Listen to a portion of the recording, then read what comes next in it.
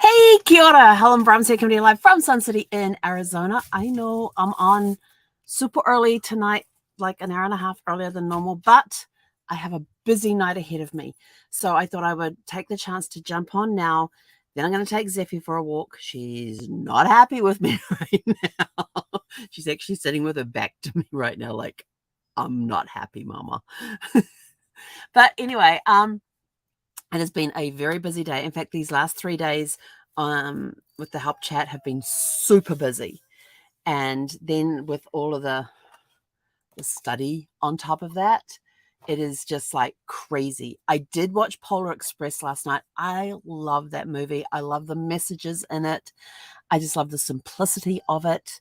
And just it's just such a really good, feel good Christmas movie, and I absolutely love it. As you can hear, Zeffy, if you can hear any whining, it's Zeffy protesting the fact that I am doing this right now rather than taking her for a walk. But I've already explained to her why we need to do it this way, because as soon as I finish here, we're going to go for our walk. We're going to come back, grab something to eat, and then it is going to be study time. This week, and because of the amount of work that has to be done, I have actually suspended my Christmas movie fest, which is kind of annoying me a little bit because it's my time to relax and recharge. But because there is so much that I have to get done before we go live, we're actually got a live classroom tomorrow night, which is the first time in this entire 7-week class that we have done a live session. So we're doing a live session tomorrow night, and I have, I think, like the first 3 chapters of this book to get read before get the first 3 chapters. I think it's the first 3 chapters. I'll have to go back and have a look. Like the first 3 chapters of this book read before tomorrow night, and I have to have I've got to have lesson 1 completed before tomorrow night as well. The only way I'm going to get that done is buckling down and getting it done, because my days are so full right now. I had like, sorry, Zeffy, it's okay. We'll go for a walk in a moment. Okay, just be patient, sweetie girl. Because of how busy it has been on the chat, it's tiring me out. So I'm taking this mental break right now to go take Zeffy for a walk, come back and have dinner, and then get into the study that's required. Yes, I have study times in the morning, but it's about an hour. And today is my long day on the chat, and tomorrow's my long day on the chat as well. So, I need to take the evening times, unfortunately, to get this stuff done, so that I can participate fully in the live we have tomorrow night. And because it is such a heavy session, I mean, you're learning about DNA. So those of you who know about DNA already, for somebody who is not that good with the sciences, this is a little bit of a challenge. But it's good because I like the challenge. I get to learn something new.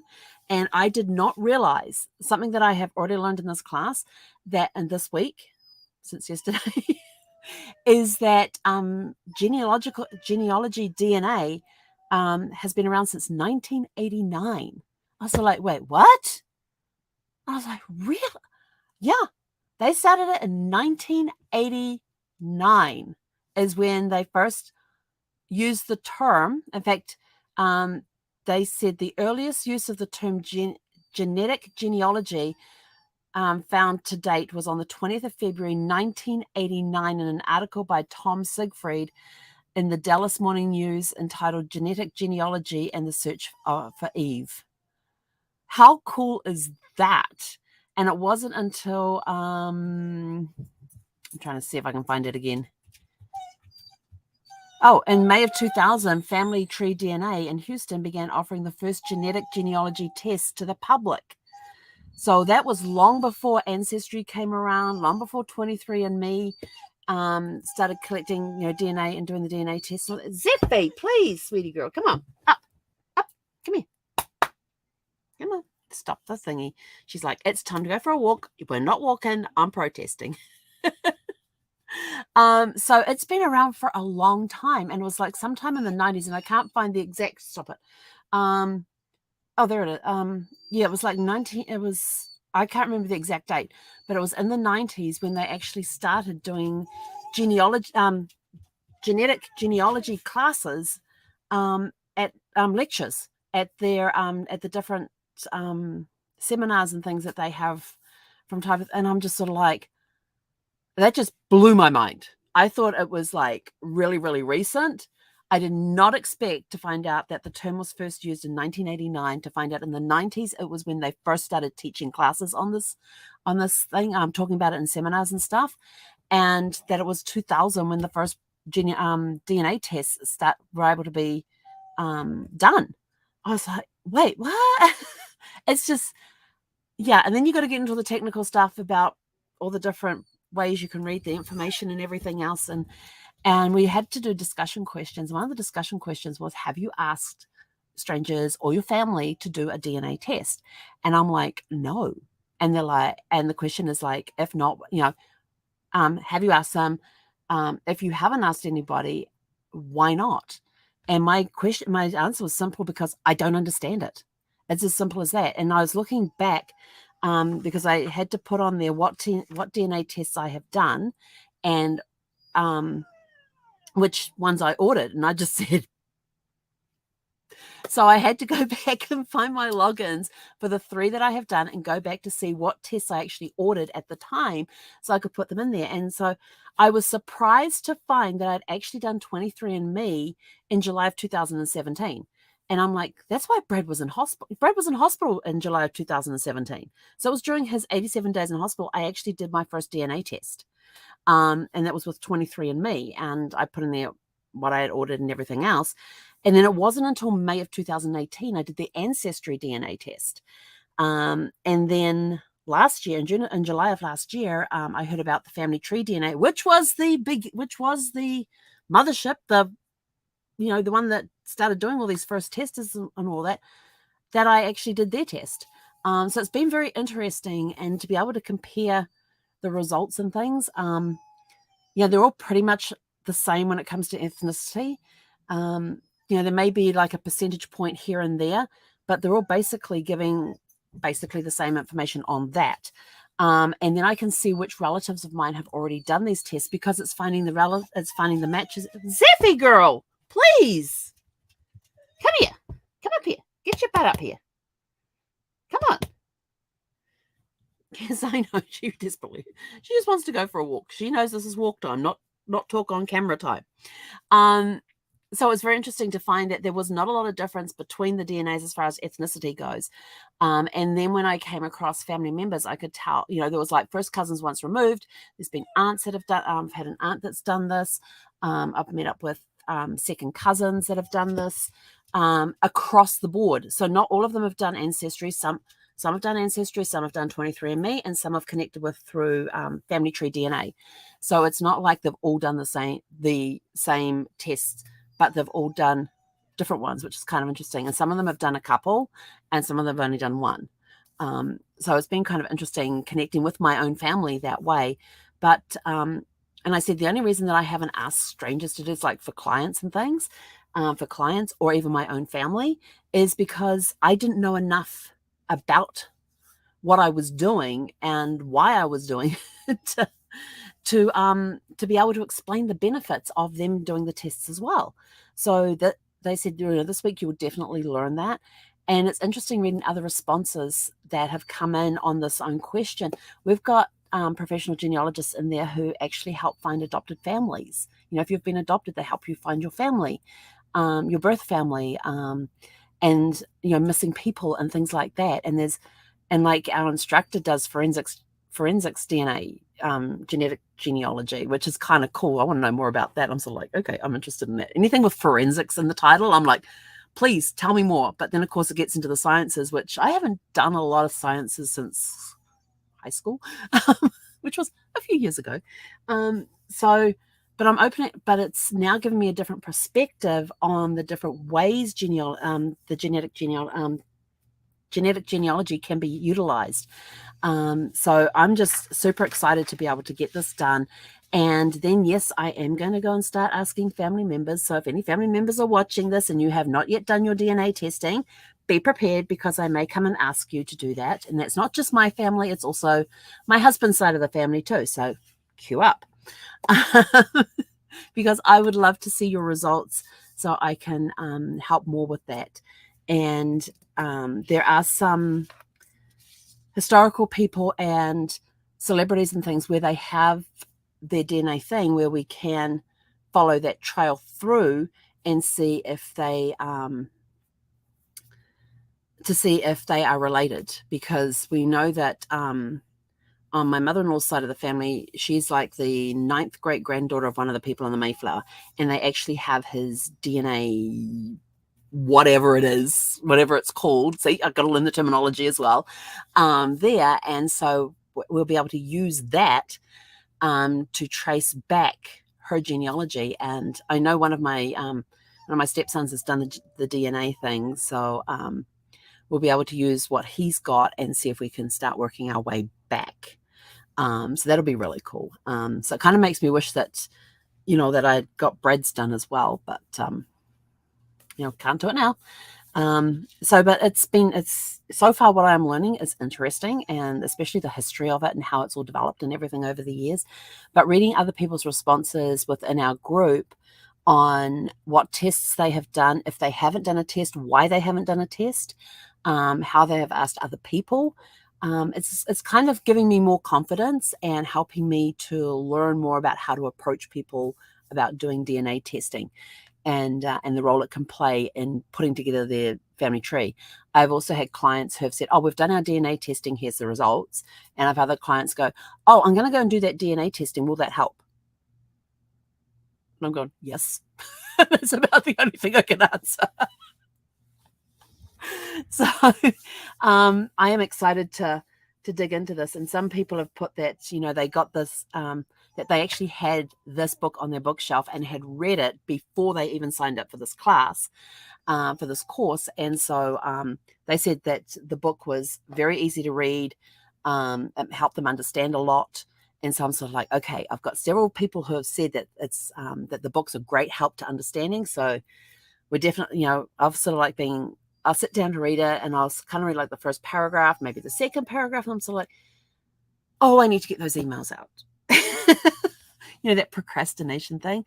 So now I am having to suspend my Christmas movie fest and get stuck into this book, as well as the other lessons too, and the other discussions that we've got. I've got 3 discussions I have to do this week. And yes, we are graded on the discussions, on our participation. And our participation for the discussions is we have to start our own thread based on the questions that they give us. And the second part of the participation is we have to respond to other class members' threads. So there's so that they're kind of forcing the interaction, and we get graded on all of that. Last week, I only got one of the discussions done because the second one, I was so lost in that one when I was reading through, because they split us up. They had 2 different cases, and they split us up based on our birth month. And the one that I got assigned, I'm like reading that, and I'm going, I don't make heads or tails of this thing. And then other people and I was looking at other people's responses to that particular one, and there was not a lot of us that participated in that one, and looking at their thing, and I'm like, well, how did they get that? And so then I would go back and pull out the genealogy standards and look up the standards they were talking about that said, yes, I agree that they, because we had to put one standard that they did not comply with,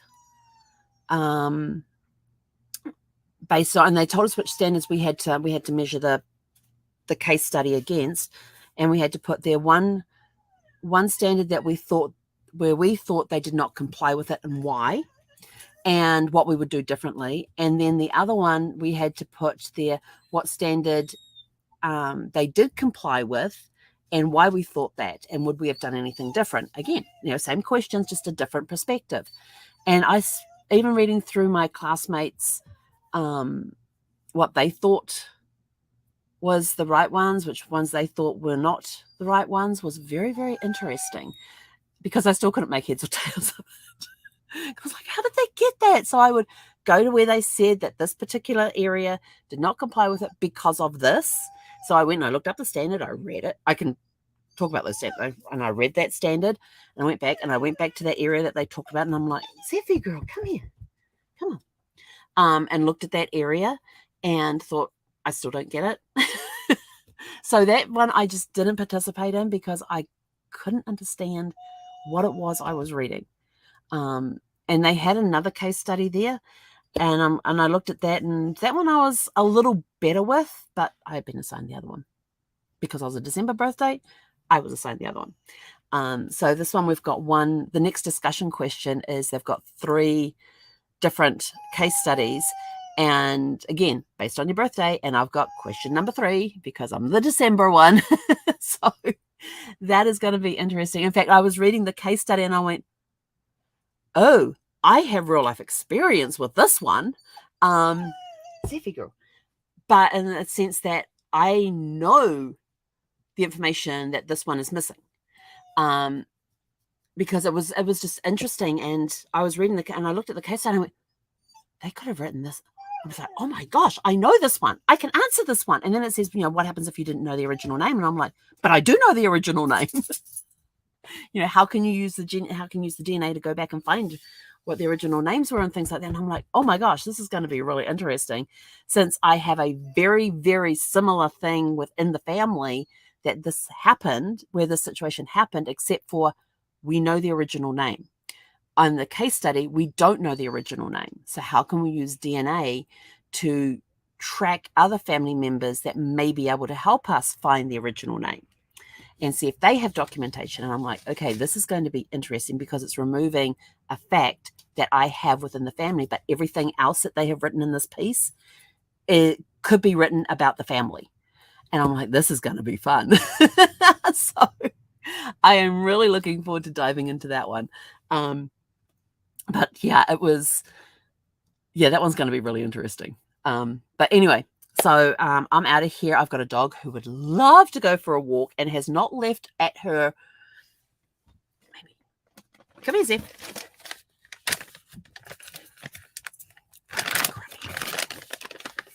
You want to say hi to everybody? Come here. Come up. Up. Big good girl. Good girl. Because you know who's on? Who's watching us? Tony's watching us. Yes. Yeah, and he's got, you remember Tony, that he has a new baby now. He's got Abby. Yes, come here. Up. There you go. She's like, where's the rest? You remember Tony? Yeah, you got to meet him in 2020. Yep. Okay, you can get down now. Okay, you want another treat? Here you go. Go find that one. I have no idea where that just landed. But anyway, it's got her occupied for a couple of seconds while she goes and searches for it. And I have also been waiting for this part of the class because it is an area, like I said, I have no clue, basically no knowledge in. So it's something new I can learn. And I've probably been putting things off. One, because I don't understand I don't understand DNA. As far as it goes with genealogy. And the other one is because I don't fully know how to read my own results. I know the ethnicity side of it, but when you get into the other side of the DNA, I have no clue. And I'm sort of like, I want to understand for myself first so I can then tell others what the benefits are of doing DNA and what you can discover with your DNA. So it's going to be an interesting week this week. So I got to go because I got to go walk a pup, come back, have some dinner, and then get back into this book and get into the lessons and everything else so I can be on point for our class tomorrow at 4:30, which means at 5 o'clock, puppy dog is going to be like, it's walk time. Let's go. She's very, she knows her routine. She's very set in her routine. If we don't leave at a certain time or we don't do a certain thing at a certain time, you've heard of most of this thing. She complains like, come on, Ma, it's walk time. Come on, Ma, it's time to do this. Come on, Ma, where's my tray? And she will come and sit there and look at me in my seat and I go, what do you need? And she'll just put her paw on the next to my leg and just go, And I go, what dinner? And then I have to look at the clock and go, oh, it's that time. Okay. So yes, she's very set in her ways and has her ways of telling me that I'm out of route, I'm out of sync. So she keeps me on point most of the time. But anyway, I'm out of here. But please keep the list of Christmas movies coming, because I'm probably going to go between Christmas and New Year with Christmas movies as well. I don't know. I haven't decided, but I do know on Christmas Eve, I'm going to be watching The Christmas Candle. That is non-negotiable. But I do know that come the 19th, after I've put that final assessment in, I'm going to be having my own little party, and yeah, I'm going to celebrate the fact that I put my final assignment in. But the thing with the final assessment is that it's 20 short answer questions. I am trying to remember the last time I did short answer questions on an exam. I know in school in New Zealand, we do a combination of multiple choice, short answers, and long answer questions, and we're even talking essays being written. When I was at the Northern Virginia Community College getting my 3 associate degrees, we had, with the exception of English, it was all multiple choice. There was in my math one a couple where we had to write out the formula. But most of it was multiple choice. How do what's the answer to this question? Even all my other classes, my restaurant management classes, my hotel management classes, my hospitality management classes, they were all multiple choice. And I'm trying to think, when was the last time I actually did a short answer? And the only thing I can think of is the math class when I had to do math for my associate degrees. Or the other, with the exception of English, because English is always a writing one. It's never an ABC one. So it's going to be interesting, because I haven't done short answers in a long time. So I'm going to have to remember to keep my answers short. They just said short answer, but they didn't say how many words short answers were. I guess I'll find out. But anyway, go have a super fantastic sparkling evening, and we'll catch you guys back here tomorrow evening. Probably, actually, no, it won't be at the same time, because I will be on my live. So I don't know what time I will be on tomorrow, because I go into the live session on the Zoom at 4:30 Mountain Time. And I don't know what time it finishes. They haven't told us what time we finish, but we're doing a lesson area. They're doing the lesson first, and then they're going to go into a Q&A section. So who knows how long it's going to be. But I will be on some point tomorrow night. That's all I can tell you. I don't even know what time. But have a super fantastic sparkling evening, and we will catch you guys sometime tomorrow evening. Hei konera.